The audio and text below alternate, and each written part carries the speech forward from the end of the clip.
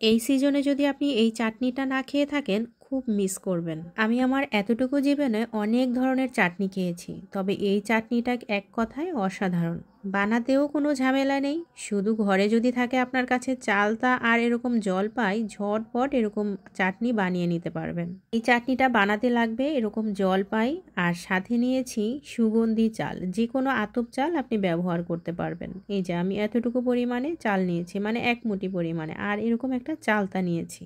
সবার আগে কমেন্ট করবেন যারা এরকম চাটনি খেয়েছেন তারা, তবে আমি কিন্তু কখনোই খাইনি। চলুন কথা না বাড়িয়ে চলে যাই এই চাটনি তৈরির রেসিপিতে। চালতাটাকে কেটে নিতে হবে, জলপাইগুলোকে 3 পিস করব, আর এই চালটাকে ভিজিয়ে রাখবো। যেহেতু আতপ চাল, এগুলো ভিজতে বেশি সময় লাগে না, জল দিয়ে দিলাম, ভিজতে থাকুক। এদিকে আমি জলপাই আর চালতাটাকে কেটে নিয়েছি, একদম চিকন চিকন করে কেটেছি, এই যে দেখেন। আর জলপাইয়ের 2 সাইড কেটে নিয়েছি। এখানে 10টার মতো জলপাই ব্যবহার করেছি। তো কাটাকাটির কাজ শেষ, কেটে আবার ধুয়েও নিয়েছি। চালতা আর জলপাই এত পরিমাণ টক, তাই আমি একটু জলের মধ্যে সিদ্ধ করে জলটাকে ফেলে দিব। আর আপনারা যদি বেশি টক খেতে পছন্দ করেন তাহলে ভাপ দেওয়ার দরকার নেই, হালকা একটু সিদ্ধ করে নিলে সুবিধা হচ্ছে এই চালতা আর জলপাইয়ের যে একটা কষ থাকে সেটাও চলে যায়।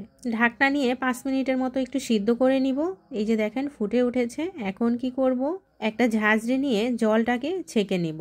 যারা চাটনি পছন্দ করেন তারা একবার হলেও এই চাটনিটা বানিয়ে খেয়ে দেখবেন, বিশ্বাস করেন খুবই ইউনিক একটা চাটনির রেসিপি। এদিকে চালটাও ভিজে গিয়েছে, এখন চলে যাব পাটাপুতার কাছে। এই চালটাকে একদম মিহি করে বেটে নিব।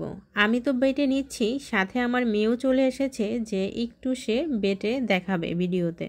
আমি অর্ধেকটা বেটেছি, বাকি অর্ধেক এই যে বাটাবাটি সে শুরু করেছে। এই যে বাটা শেষ, এখন নিয়ে নিলাম একটা বাটিতে। চলে আসলাম চুলার কাছে, কড়াইতে তেল দিয়ে দিলাম, আর দিয়ে দিলাম কয়েকটা শুকনা মরিচ। শুকনা মরিচটাকে একটু ভেজে নিব, আর এর মধ্যে এখন দিব ফোড়ন। কি ফোড়ন দিব জানেন? সরিষা ফোড়ন। সরিষা ফোড়ন দিলেই এই চাটনিটা বেশ মজার হয়। ফোড়নটা হয়ে গেলে এর মধ্যে দিয়ে দিব সিদ্ধ করে রাখা চালতা আর জলপাইটা। এই তেলের মধ্যে একটু নেড়ে চেড়ে নিব।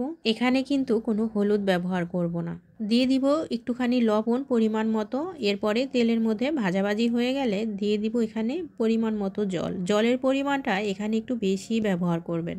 এরপরে এখানে দিব পরিমাণ মতো মিষ্টি। এটা আপনারা মিষ্টিটা যে রকম খান, যদি টক খেতে পছন্দ করেন একটু কম মিষ্টি দিবেন, আর বেশি খেতে চাইলে একটু বেশি দিবেন। তো চিনিটা গলে গেলে এখন দিয়ে দিব বেটে রাখা সেই চাল বাটাটা। এই চাল বাটাটা জলের মধ্যে গুলে তারপর দেওয়া উচিত ছিল, তারপরও দিয়ে দেওয়ার পরে মনে হয়েছে, তো এখন চামচ দিয়ে বা ভেঙে দিচ্ছি।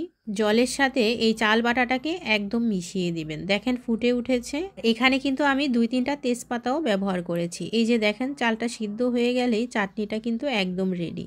এই যে একটু সুন্দর ডেকোরেশনের জন্য কলা পাতায় ঢেলে আপনাদের দেখাচ্ছি। রেসিপিটা কেমন লাগলো অবশ্যই কমেন্ট বক্সে জানিয়ে যাবেন। আজকে এই পর্যন্তই।